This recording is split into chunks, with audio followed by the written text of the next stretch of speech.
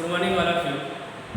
जैसा कि हम प्लांटी पढ़ रहे थे, विटेकर का जो 5 किंगडम सिस्टम था उसमें हमने जो प्लांटी पढ़ा था, आज प्लांटी को थोड़ा सा आगे फॉरवर्ड करते हैं। प्लांटी वाला जो पोर्शन पढ़ा था उसमें हमने एल्गी पढ़ी थी, ब्रायोफाइट्स पढ़े थे। आज हम पढ़ते हैं टेरोफाइट्स, जो तीसरी क्लास है उसके बारे में। टेरोफाइट्स इसमें पी साइलेंट रहता है। टेरोफाइट जो क्लास है इसके जो प्लांट है वो किस प्रकार के डेवलप प्लांट हैं या थोड़े कम डेवलप प्लांट हैं या वेल डेवलप हैं, इसके बारे में हम चर्चा करेंगे। पहले बात करते हैं टेरोफाइट्स की। ये जो नाम है ये रिलेटिव दो शब्दों से मिलकर बना है। नंबर एक टेरोन और दूसरा है फाइटोन। टेरोन और फाइटोन। टेरोन का जो मतलब होता है वो होता है फिगर। अब इसको विंग भी कह सकते हैं। विंग का मतलब होता है पंख, फिगर का मतलब पंख, फाइटोन का मतलब क्या है? प्लांट। यानी ऐसे प्लांट जिनकी लीफ कैसी होती है? फिगर जैसी होती है। लीफ लाइक फिगर प्लांट, यानी जिनकी पत्तियां क्या होती हैं? पंखों के समान। जैसे पक्षियों के पंख होते हैं ना, पक्षियों के पंखों के समान वाली क्या है? इस प्रकार की इनकी क्या मिलती है? लीफ मिलती है। तो पक्षियों के समान, पक्षियों के जो पंख होते हैं उसके समान जिनकी पत्तियां होती हैं वो टेरोफाइट्स के प्लांट्स हैं। बेसिकली पत्तियां सबकी पंखों जैसी होती है लेकिन इनकी कुछ ज़्यादा स्ट्रक्चर मैच करती है। तो टेरोन का मतलब क्या होगा? फिगर या पंख समान पत्तियों वाले पादप, वे क्या कहलाते हैं? टेरोफाइट के प्लांट कहलाते हैं। अच्छा, टेरोफाइट की स्टडी क्या कहलाती है? स्टडी ऑफ टेरोफाइट कहलाती है pteridology. Pteridology study of pteridophyte plants क्या कहलाती है? टेरिडोलॉजी कहलाती है। और जो वैज्ञानिक ऐसा काम करते हैं आप उसको क्या कह सकते हो? टेरिडोलॉजिस्ट कह सकते हो। टेरिडोलॉजिस्ट, ये तो होगी कॉमन बात। अब हम बात करते हैं इसके जनरल फीचर्स की। टेरिडोफाइट के जो प्लांट होते हैं उसमें कौन कौन से लक्षण होते हैं? तो पहला मैं लक्षण की बात करूंगा। आवास के लिए हम बात करें, इसके हैबिट और हैबिटेट की बात करें, आवास और स्वभाव की। ये हमेशा कहाँ पाए जाएंगे? नम और छायादार स्थानों में। ये कैरेक्टर तो सेम ही हो गया। इसके लिए बात करें शैडो जगह में ज़्यादा पाए जाते हैं, ब्रायोफाइट्स वैसे ही। लेकिन यहाँ के प्लांट आपको क्या मिलेंगे? स्थलीय भी मिलेंगे। ये बात आपको देखनी है। इसमें सारे के सारे प्लांट अधिकतर कह सकते हैं, अधिकतर प्लांट क्या होंगे? स्थलीय होंगे। कुछ जलीय भी होंगे जैसे कि मार्सिलिया है, जैसे कि मार्सिलिया है। एजोला भी एक प्रकार का हाइड्रोफिलिक प्लांट है। कुछ चीजें आपको याद रखनी। नम और छायादार स्थानों में आपको मिलेगी। सेकंड, प्लांट बॉडी की बात करें, हैबिटेट की बात करें, प्लांट बॉडी है तो कुछ याद कीजिए। एल्गी और ब्रायोफाइट में प्लांट बॉडी डिवाइड नहीं होती, उन दोनों में थैलस थी। यहाँ पर प्लांट बॉडी थैलस नहीं है, डिवाइड है किसमें? रूट, स्टेम एंड लीफ में डिवाइड मिलेगी आपको। सबसे अच्छी जो विशेषता है वो यही है इस ग्रुप की। इनसे जो कंपेयर करते हैं ना कि एल्गी और ब्रायोफाइट से डेवलप क्लास इसलिए है क्योंकि इसमें रूट, स्टेम और लीफ आपको मिलेंगे अलग अलग कंडीशन में। यानी प्लांट बॉडी है वो जड़, तना और पत्ती में बटा होगा। ये बहुत अच्छा कैरेक्टर है, इसका याद रखना। इससे पहले एल्गी और ब्रायोफाइट में जड़, तना और पत्तियां नहीं पाई जाती थी, इसमें जड़, तना और पत्ती पाई जाती है। हालांकि कुछ ऐसे प्लांट अपवाद स्वरूप एक्सेप्शन इसलिए भी है जिसमें जड़, तना और पत्ती नहीं पाई जाती। For example Psilotum. साइलोटम में जड़ें व पर्ण नहीं पाई जाती, नहीं होती। ये बात याद रखना। साइलोटम एकमात्र ऐसा प्लांट है जिसके अंदर रूट, स्टेम और लीफ नहीं पाई जाती। केवल और केवल क्या पाया जाएगा? स्टेम होगा, जड़ और तना, जड़ और पत्तियां उसमें नहीं पाई जाएंगी। कुछ एक्सेप्शंस हैं वो आपको याद रखने हैं। तीसरी, यदि मैं चीज की बात करूं कि तीसरा कौन सा कैरेक्टर होगा इसमें, तो इसमें जो मेन जो प्लांट बॉडी होती है वो स्पोरोफाइट होती है। ये बात आप रखना। मुख्य पादप बीजाणुवृत्त होता है। मुख्य पादप शरीर क्या होता है? बीजाणुवृत्त होता है। और कैसा बीजाणुवृत्त होता है? डिप्लॉइड होता है। ये याद रखना। डिप्लॉइड का मतलब बेटा द्विगुणित, नंबर ऑफ न्यूक्लियस। तो मुख्य पादप शरीर क्या होता है? बीजाणुवृत्त होता है। प्लांट बॉडी जड़, तना और पत्तियों में बटी होती है। लेकिन साइलोटम एकमात्र ऐसा प्लांट है जिसकी जड़ें और पर्ण जिसमें नहीं पाई जाती। नंबर 6 में लेकिन मोस्टली प्लांट्स कहाँ मिलेंगे? आपको स्थलीय मिलेंगे। वैसे तो आपको कुछ अलग स्थलीय भी मिल जाएंगे, कुछ अलग मृदुविन जीरोफिटिक कंडीशन में भी मिलेंगे। ये कुछ हम जनरल फीचर की बात कर रहे हैं। आगे बढ़ते हैं तो इसका सबसे अच्छा कैरेक्टर है होता है वो कैरेक्टरिस्टिक क्या रहेगा, वो रहेगा वेस्कुलर बंडल का, वेस्कुलर बंडल या वेस्कुलर टिश्यू कह सकते हैं, बंडल तो अलग चीज होगी। वेस्कुलर टिश्यू समानुत्तक पाए जाते हैं। इससे पहले वाली जो चीजें थी एल्गी और ग्राइफाइट, उसके अंदर समानुत्तक नहीं पाए जाते, लेकिन समानुत्तक यहाँ पर पाए जाएंगे। ये सबसे बड़ा कैरेक्टर है, समानुत्तक पाए जाते हैं, समानुत्तक पाए जाते हैं। ये एक अच्छा कैरेक्टर आपको इसमें से मिलेगा। यदि हम टेरोफाइट की बात करें तो एल्गी और ब्रायोफाइट के अंदर वेस्कुलर टिश्यू नहीं पाए जाते, समानुत्तक नहीं पाए जाते, यहाँ पाए जाते हैं। अच्छा, कुछ एक्सेप्शन भी रहेंगे। यदि मैं वेस्कुलर टिश्यू की बात करूं तो उसमें 3-4 प्रकार की चीजें होती है ना, जाइलम और फ्लोएम। तो इसके जो जाइलम वाला पोर्शन है, तो जाइलम में कितने प्रकार के सेल से बना होता है? 4 प्रकार। नंबर 1 वाहिका, नंबर 2 वाहिनिका, और जाइलम मृदुतक और जाइलम रेसे। इन 4 चीजों से मिलकर बना होता है क्या? जाइलम। इसमें क्या जाइलम और फ्लोएम तो होते हैं, समानुत्तक होते हैं, लेकिन जाइलम में वाहिकाएं नहीं पाई जाती। बहुत अच्छा स्टार लगा के आपको ये बात लिखनी है कि टेरोफाइट के प्लांट्स के अंदर जाइलम तो होता है, लेकिन जाइलम में वाहिकाएं नहीं होती। यही सेम फीचर आपको जिम्नोस्पर्म में मिलेगा। तो टेरोफाइटा और जिम्नोस्पर्म में जो प्लांट होते हैं उसमें वेस्कुलर टिश्यू होते हैं, जाइलम और फ्लोएम होते हैं, लेकिन जाइलम में वाहिकाएं नहीं पाई जाती। बहुत इंपॉर्टेंट चीज है, यानी वाहिका कभी नहीं पाई जाती। Vessels are not present in the pteridophyte and gymnosperm plants, लेकिन कुछ इक्विसिटम और सेलेजिनेला, याद रखना, इक्विसिटम, सेलेजिनेला ऐसे 2 टेरोफाइटा है जिसमें वाहिकाएं पाई जाती हैं, जिसमें वाहिकाएं पाई जाती हैं। ये बात आपको याद रखनी है, बड़ी इंपॉर्टेंट चीज है। नोट कीजिए बेटा इसको। क्या नोट करेंगे कि यहाँ पर वेस्कुलर टिश्यू पाए जाते हैं, एल्गी और ब्रायोफाइट में समानुत्तक जाइलम फ्लोएम नहीं होते, यहाँ पर समानुत्तक होते हैं, लेकिन समानुत्तक के जाइलम में वाहिकाएं नहीं होती। अपवाद स्वरूप इक्विसिटम और सेलेजिनेला 2 ऐसे टेरोफाइट के प्लांट हैं जिसमें जाइलम में वाहिकाएं होती हैं। आप नोट कीजिए इसको, फिर आगे पढ़ते हैं।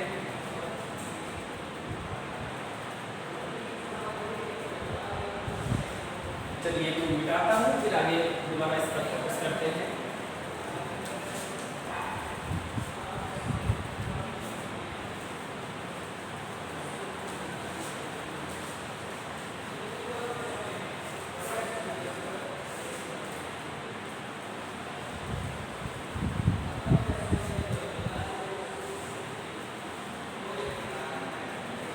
अगली चीज पर ध्यान देते हैं कि अगला कौन सा इसका फीचर होगा। इसके जो कैरेक्टर्स होते हैं ना, आपको अच्छी तरीके से इसको पॉइंट आउट करना है, नोट करना है। अगला जो कैरेक्टर है इसमें कैम्बियम नहीं पाएगा, जिसको क्या कहते हैं? एधा एब्सेंट होती है, कैम्बियम नहीं पाएगी। एधा का क्या है, क्या करती है? तो जब आप एंजियोस्पर्म और जिम्नोस्पर्म पढ़ेंगे तो आपको देखेंगे कि जो एधा है, कैम्बियम जो होती है, उसके कारण प्लांट सेकेंडरी ग्रोथ करते हैं। सेकेंडरी ग्रोथ करने का मतलब होता है प्लांट की जो तना है उसमें चौड़ाई में वृद्धि होना। ये सेकेंडरी ग्रोथ के लक्षण हैं। तो जिसमें कैम्बियम नहीं पाए जाएंगे तो प्लांट बहुत चौड़े नहीं होंगे, यानी जिम्नोस्पर्म और एंजियोस्पर्म की तरह प्लांट चौड़े नहीं होंगे। क्यों? क्योंकि एधा नहीं पाए जाएंगे। लेकिन कुछ एक्सेप्शन है, जैसे कि आइसोटिस, एकमात्र ऐसा टेरोफाइट का प्लांट है जिसमें एधा पाई जाती है, इसमें एधा उपस्थित होती है। ये आपको याद रखना। एक्सेप्शन में बहुत कंपटीशन एग्जाम में एक्सेप्शन पूछे जाते हैं, अपवाद ही पूछे जाते हैं कि सारे के सारे टेरोफाइटा के प्लांट में एधा नहीं होती, लेकिन आइसोटिस एक ऐसा प्लांट है जिसमें एधा पाई जाती है। एक तो फीचर इसका ये हो गया। बहुत सारे फीचर पहले पढ़े, उसके बाद की फीचर ये। अगली फीचर की बात करूं तो इनको हम क्रिप्टोगेम्स कहते हैं, क्रिप्टोगेम्स। और क्रिप्टोगेम्स समझ है ना, इसका मतलब होता है अपुष्पोद्भिद, अपुष्पोद्भिद यानी non flowering plant, non flowering plant, non flowering plant यानी इसमें फ्लोवर नहीं आएगी। तो फ्लोवर नहीं आएगी तो भाई नए प्लांट कैसे बनेंगे? तो नए प्लांट बनते हैं स्पोर के तहत, क्योंकि प्लांट बॉडी क्या होती है? स्पोरोफाइट होती है। बीजाणु के तहत नए प्लांट बनते हैं, एज पुष्पोद्भिद है। तो इसके अंदर के कौन कौन से होते हैं एज पुष्पोद्भिद? एल्गी है, और एल्गी के अलावा दूसरे जो प्लांट्स हैं वो कौन से हैं? फंजाई भी आता है इसमें, ब्रायोफाइट्स और टेरोफाइट्स। ये जो तीन वर्ग हैं, एल्गी, ब्रायोफाइट और टेरोफाइट्स में फंजाई को क्या इन्वॉल्व कर सकते हैं। इनमें फ्लोवर नहीं आते, इन प्लांटों में फ्लोवर नहीं आते। आप जिंदगी में ये बात याद रखना, नोट करके रखना कि शैवाल, कवक, ब्रायोफाइट और टेरोफाइट के प्लांटों में कभी फ्लोवर नहीं आते, पुष्प नहीं आते। वहाँ पर क्या बनते हैं? वहाँ पर स्पोर बनते हैं, वहाँ पर बीजाणु बनते हैं। तो जिसमें फ्लोवर नहीं आते उसे नॉन फ्लोरिंग प्लांट कहते हैं। उसे दूसरी भाषा में क्या कहेंगे? क्रिप्टोगेम्स कहेंगे। तो एल्गी, ब्रायोफाइट और टेरोफाइट ऐसे प्लांट है क्रिप्टोगेम्स हैं, लेकिन एल्गी और ब्रायोफाइट में वेस्कुलर मेडल नहीं है, तो उसको बोलते हैं नॉन वेस्कुलर क्रिप्टोगेम्स। एल्गी और ब्रायोफाइट में वेस्कुलर टिश्यू नहीं होते, समानुत्तक नहीं होते, अतः एल्गी और ब्रायोफाइट्स के प्लांट्स को क्या बोलते हैं? Non vascular cryptogams. याद रखना, मैं यहाँ लिख दे रहा हूँ, नॉन वेस्कुलर क्रिप्टोगेम्स यानी असंवहनी उत्तक वाले अपुष्पोद्भिद पादप। लेकिन टेरोफाइटा में तो वेस्कुलर टिश्यू होते हैं, तो इसको क्या कहेंगे? इसको कहेंगे वेस्कुलर क्रिप्टोगेम्स। ये बात आप याद रखना, यानी संवहनी अपुष्पोद्भिद पादप ऐसे प्लांट जिसमें फ्लोर तो नहीं आता लेकिन वेस्कुलर टिश्यू जाइलम और फ्लोएम पाए जाते हैं। ये इसका अगला फीचर हो गया। तो यहाँ पर क्या बनते हैं? स्पोर बनते हैं। स्पोर कहाँ बनते हैं? लीफ के ऊपर बनते हैं। ऐसी लीफ जिस पर क्या बनते हैं? बीजाणु बनते हैं, उसे बीजाणु पर्ण कहते हैं। याद रखना, बीजाणु पर्ण इन्हीं का सबसे अच्छा स्पेशल कैरेक्टर है बीजाणु पर्ण, जिसको बोलते हैं स्पोर जहाँ बनती है उसे बोलते हैं स्पोरोफिल। यानी ऐसी पत्तियां, सारी पत्तियों पर नहीं बनते, सामान्य पर्ण होती हैं और कुछ पत्तियों पर बीजाणु बनते हैं। जिन पत्तियों पर बीजाणु बनते हैं उन पत्तियों को क्या बोलते हैं? बीजाणु पर्ण बोलते हैं। और जैसे कि ये देख लीजिए, हम लीफ की स्ट्रक्चर बना रहे हैं, ये लीफ है, इस लीफ पर ये क्या है? ये स्पोर्स बन रहे हैं। ऐसी लीफ को क्या कहेंगे? बीजाणु पर्ण या स्पोरोफिल कहेंगे। तो ये चीज लीफ का वह भाग जहाँ पर बीजाणु बनते हैं उसे क्या कहेंगे? उसे स्पोरेंजिया कहेंगे, या स्पोरेंजियम सिंगुलर की बात करें एकवचन, बीजाणु धानी कहेंगे। तो बीजाणु पर्ण, और इसमें क्या बनते हैं? बीजाणु बनते हैं दो प्रकार के। एक कौन सी बीजाणु बनेंगे? एक लघु बीजाणु बनेंगे और दूसरे कौन से बीजाणु बनेंगे? बड़े आकार के गुरु बीजाणु बनते हैं, यानी माइक्रोस्पोर और मेगास्पोर। माइक्रोस्पोर और दूसरे क्या बनेंगे? मेगास्पोर। तो लीफ जिनके ऊपर स्पोर बनते हैं, बीजाणु बनते हैं, उसे लघु बीजाणु पर्ण कहते हैं। उसमें दो प्रकार के बीजाणु बन सकते हैं, छोटे आकार के हैं, या ये कह सकते हैं कि ये क्या है?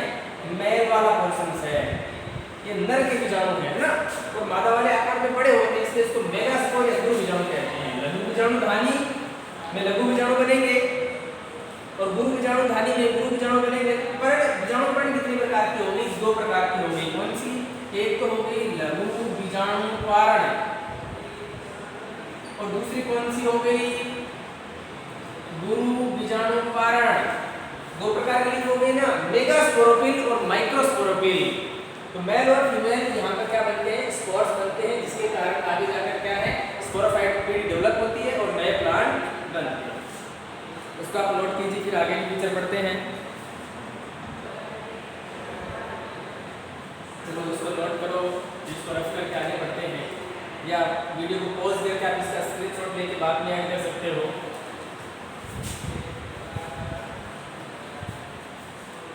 अगला फीचर क्या होगा? जब ये बीजाणु बनते हैं तो दो प्रकार के बीजाणु बनते हैं। आकार में छोटे बीजाणु है वो क्या है? माइक्रोस्पोर है। आकार में जो बड़े बीजाणु है वो क्या है? मेगास्पोर है। ये चीज आपको याद रखनी है। इसके आधार पर प्लांट बॉडी दो प्रकार से हो सकती है। एक तो इसमें होमोस्पोरस कंडीशन, होमोस्पोरस कंडीशन, और दूसरी क्या हो सकती है? Heterosporous condition.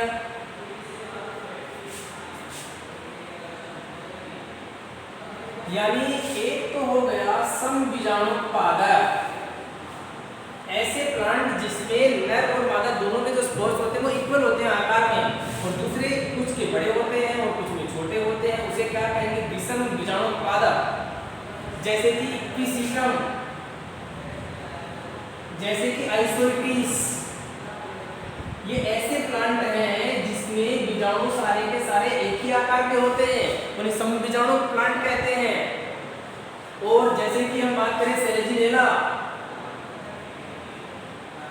तो सेलेजिनेला जो प्लांट है उसमें बीजाणु क्या होते हैं, समबीजाणु नहीं होते, उसमें दो प्रकार के स्पोर्स होते हैं, जैसे ये माइक्रोस्पोर हो गया और ये मेगास्पोर हो गया। लेकिन इसमें कंडीशन क्या है, ये माइक्रोस्पोर और ये मेगास्पोर दोनों एक ही साइज के हैं, इसमें देखो साइज का डिफरेंस है। ऐसे ही प्लांटों को क्या बोलते हैं, हेटेरोस्पोरस कंडीशन, और ये क्या है, होमोस्पोरस कंडीशन। ये हो गया एक फीचर। अगली फीचर की यदि हम बात करें तो इसमें जो जन्नांग होते हैं तो क्या है, बहुकोशिकीय मल्टीसेलुलर होते हैं, बहुकोशिकीय और कवर रहते हैं, ढके रहते हैं, किससे, जैकेट नामक आवरण से। एल्गी के अंदर सारे के सारे क्या जैकेट में नहीं होते, एक कोशिकीय होते हैं। लेकिन कारा एक ऐसा शैवाल था, कारा एक ऐसा शैवाल था जिसके जन्नांग बहुकोशिकीय होते हैं और जैकेट युक्त होते हैं। यहाँ पर सारे के सारे जन्नांग क्या होते हैं, बहुकोशिकीय और क्या होते हैं, जैकेटेड होते हैं, यानी जैकेट नामक कठोर आवरण से क्या होते हैं, ढके रहते हैं। इस प्रकार से इसके कुछ सामान्य फीचर्स हैं। ये हो गए हमारे टेरिडोफाइटा के कुछ सामान्य फीचर्स। अच्छा, यहाँ पर एक फर्टिलाइजेशन के लिए जल अनिवार्य है, जो कि एक प्रकार का कॉमन पॉइंट रहेगा। किसमें, ब्रायोफाइट में और टेरिडोफाइट में ये कॉमन फीचर रहता है कि ब्रायोफाइट और टेरिडोफाइटा के प्लांट हैं, दोनों को निषेचन के लिए किसकी आवश्यकता रहती है, जल की उपस्थिति अनिवार्य होती है। Water is compulsory for the fertilization condition. ये बात आपको अच्छे से याद रखनी है। कॉमन लैंग्वेज में हम इनको रेप्टाइल्स भी कह सकते हैं, ये बात आप नोट करके रखना। रेप्टाइल, रेप्टाइल्स को प्लांट किंगडम या प्लांटी लिख सकते हो, यानी पादप जगत के सरीसृप, इसे कहा जाता है टेरिडोफाइट को, पादप जगत के सरीसृप। तो कई बार ये कंपटीशन एग्जाम में पूछा जाता है कि रेप्टाइल्स और प्लांटी किसे कहा जाता है। एग्जांपल आते हैं algae, bryophyte, pteridophyte, gymnosperm, angiosperm. तो आपको याद रखना है कि टेरिडोफाइट के प्लांटों को क्या कहते हैं, पादप जगत के सरीसृप कहते हैं। ब्रायोफाइट के प्लांट को पादप जगत का उभयचर यानी एम्फीबिया कहते हैं। इस प्रकार से ये सामान्य लक्षण हो गए, जितने जो मेन कैरेक्टर आते हैं टेरिडोफाइट के प्लांटों में, ये सारे के सारे मेन कैरेक्टर आपको याद रखने हैं। अब हम पढ़ते हैं टेरिडोफाइटा का क्लासिफिकेशन, वर्गीकरण। नोट कर लीजिए आप इसको।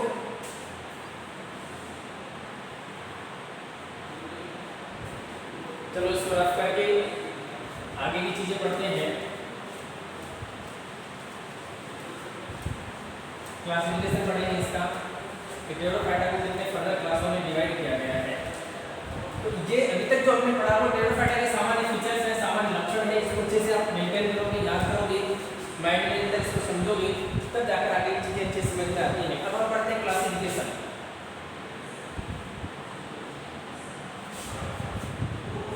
क्लासिफिकेशन, वर्गीकरण, इसे कितने भागों में डिवाइड किया गया है, बांटा गया है। वर्गीकरण की मैं बात करूं तो इसे 4 क्लासों में बांटा गया है। नंबर 1 है साइलोप्सिडा,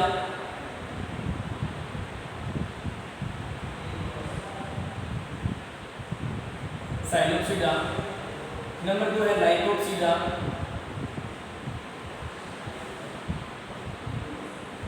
नंबर 3 जो इसकी क्लास है वो है स्पिनोप्सिडा, स्पिनोप्सिडा। चौथी जो क्लास है इसकी वो है टेरोप्सिडा। इसमें सभी के लिए रहता है कि पहला वेजिटेबल अगर सब में साइलेंट रहता है, जैसे कि साइलोप्सिडा में भी साइलेंट रहेगा, साइलोप्सिडा, लाइकोप्सिडा,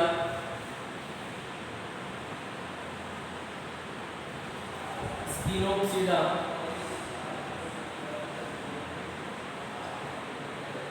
टेरोप्सिडा में भी पी साइलेंट रहेगा।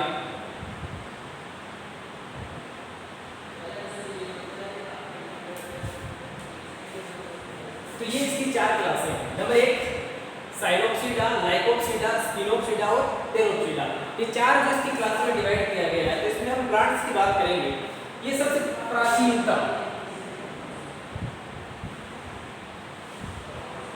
ये सबसे प्राचीनतम इसका वंश है इसके अंदर, और सारे के सारे वंश डिलीट हो गए केवल 2 वंश है, वही क्या है, लायन। नंबर 1 इसमें साइलोटम,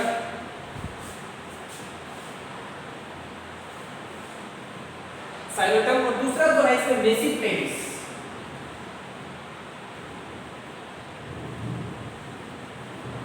ये आपको अच्छे से याद रखना है कि जो साइलोप्सिडा क्लास है उसमें कौन कौन से 2 जीवित वंश बचे हैं। नंबर 1 तो साइलोटम है, इसके नाम पर देखो साइलोप्सिडा नाम पड़ा है। दूसरा है मेसिप्टेरिस, केवल ये 2 जीवित है। इसके अंदर है ना वो बीजाणु बनते हैं, वो डिप्लॉइड बनेंगे, 2 एम्ब्रियोनिस में बनेंगे। सेकंड फीचर की बात करो लाइकोप्सिडा, लाइकोप्सिडा की जो प्लांट है वो यहाँ लिख रहा हूँ। नंबर 1 तो इसके नाम से ही बना है लाइकोपोडियम, दूसरा है सेलेजिनेला, लाइकोपोडियम, दूसरा सेलेजिनेला, तीसरा प्लांट है वो आइसोइटिस।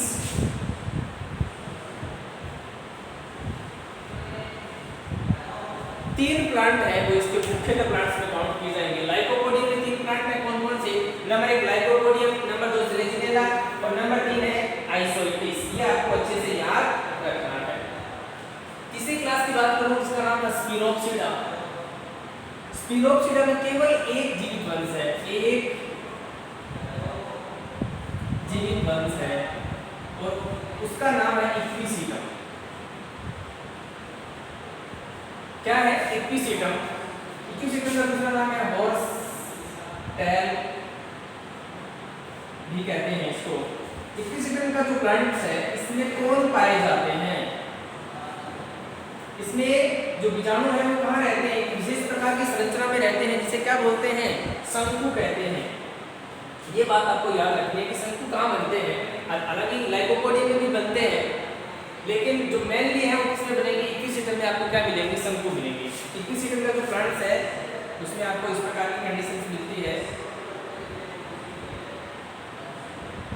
इस प्रकार के प्लांट है और इसमें क्या निकले रहते हैं, इस प्रकार से एक शंकु निकला रहेगा। यहाँ पर क्या है, शंकु के अंदर क्या है, स्पोर्स आपको डेवलप मिलेंगे। ये देखो इसमें नोड्स और इंटरनोड्स आपको मिलेंगे, ठीक है ना। इस प्रकार से इक्विसीटम का प्लांट मिलेगा, जिसको हॉर्स टेल के नाम से भी जाना जाता है। इक्विसीटम का जो प्लांट्स है इसकी बॉडी के ऊपर सिलिका का निक्षेपण होता है, इसलिए जब इस प्लांट को जलाएंगे तो इसकी राख होगी, तो इसकी राख से चिकनाई निकलती है। तो पुराने जमाने में ये आज भी कुछ जगह ऐसी है जहाँ पर बर्तनों को साफ किया जाता है राख से। इसकी राख से बर्तन साफ किए जाते हैं क्योंकि इसकी चारों ओर की जो बॉडी है इसके ऊपर क्या पाया जाता है, सिलिका का निक्षेपण होता है। ये हो गया तीसरी क्लास, कौन सी, स्पिनोप्सिडा। चौथी है टेरोप्सिडा, जिसमें पहला तो नाम इसी से आएगा टेरिस, दूसरा होगा मार्सिलिया, एजोला, टेरिडियम। ये 4 प्लांट हैं। इसमें जो कुमड़ू होते हैं वो बहु की होती है। वैसे एजोला और मार्सिलिया कैसे प्लांट्स हैं, हाइड्रोफिटिक प्लांट है। बाकी सारे के सारे क्या हैं, ये स्तरीय पादप है, टेरेस्टेरियल है। ये सारे के सारे प्लांट आप किसमें काउंट करेंगे, ये हाइड्रोफिटिक प्लांट है, ये जलीय पादप है। पॉइंट टू बी नोटेड, ये आपको याद रखना है, ठीक है। इस प्रकार से मोटा मोटी तौर पर हम जब टेरोफाइटा का क्लासिफिकेशन या वर्गीकरण करते हैं तो इसे 4 क्लास में बांटते हैं। Number 1 psilopsida, number 2 lycopsida, number 3 sphenopsida, number 4 pteropsida. तो आपको जनरली माइंड के अंदर केवल इतना याद रखना है कि कौन से क्लास में कितने वंश जीवित हैं या कौन कौन से जो प्लांट्स के जो नाम है वो कौन सी क्लास में इन्वॉल्व है, शामिल है। बाकी डिटेल आपके सारे के सारे ऐसा नहीं है कि टेरिस में, मार्सिलिया में, एजोला में जो कैरेक्टर होते हैं वो इसमें साइलोटम में नहीं होते, मेसिप्टेरिस में नहीं होते, सारे एक ही कैरेक्टर के हैं। कुछ उसमें थोड़ी बहुत भिन्नताएं पाई जाती है, इसके आधार पर इसको अलग अलग वर्गों में बांटा गया है। बाकी टेरोफाइटा के जितने प्लांट हैं उनके सामान्य लक्षण वही होते हैं। ऐसा नहीं है कि साइलोटम के अंदर जब निषेचन होगा तो जल नहीं चाहिए होगा, ऐसा नहीं है कि इक्विसिस्टम में नहीं चाहिए होगा, जल दोनों में चाहिए। तो सामान्य फीचर सबके क्या होते हैं, इक्वल ही होते हैं। ये आप नोट कर लीजिए। इसके बाद में हम पढ़ते हैं इसके इकोनॉमिक इंपॉर्टेंस के बारे में कि क्या इसका आर्थिक महत्व रहेगा। नोट कर लीजिए या स्क्रीनशॉट ले लीजिए। तो अगला टॉपिक क्या पढ़ेंगे, इकोनॉमिक इंपॉर्टेंस पढ़ेंगे। अच्छा, एक चीज ये भूल जाता है, टेरोप्सिडा जो क्लास है ना इसको फर्न कहा जाता है। वैसे सारे के सारे टेरोफाइटा को क्या कहते हैं, फर्न कहते हैं। जितने टेरोफाइटा हैं उसको कॉमन नाम में क्या जानते हैं, फर्न के नाम से जानते हैं। जैसे कि ब्रायोफाइट को किस नाम से जानते हैं, हम मोसेस के नाम से जानते हैं, ठीक उसी प्रकार से सारे के सारे टेरोफाइटा को किस नाम से जानते हैं, फर्न के नाम से। वैसे फर्न कौन सी है, इसकी सबसे डेवलप क्लास टेरोफाइटा उसे क्या कहते हैं, फर्न है। नया टॉपिक हम डालेंगे इकोनॉमिक इंपॉर्टेंस ऑफ टेरोफाइट। हमारे दैनिक जीवन में कहाँ पर टेरोफाइटा के प्लांट हमारे काम आ सकते हैं, क्या हम कुछ पैसा कमा सकते हैं, कुछ धन कमा सकते हैं, या हमारे जीवन में कुछ और काम आ सकते हैं टेरोफाइटा के प्लांट, बिल्कुल आ सकते हैं। जैसे कि लाइकोपोडियम प्लांट है, मेडिसिन बनती है उससे, या बहुत सारे प्लांट इक्विसिटर का काम आता है। इकोनॉमिक इंपॉर्टेंस नाम का हमारा टॉपिक रहेगा, इकोनॉमिक इंपॉर्टेंस ऑफ टेरोफाइट प्लांट। क्या महत्व है, तो पहले हम इसके यूजफुल देख लेते हैं, कौन कौन से जो लाभदायक महत्व हैं उसकी मैं बात करूं तो नंबर 1 होगा हमारे लिए मेडिसिन।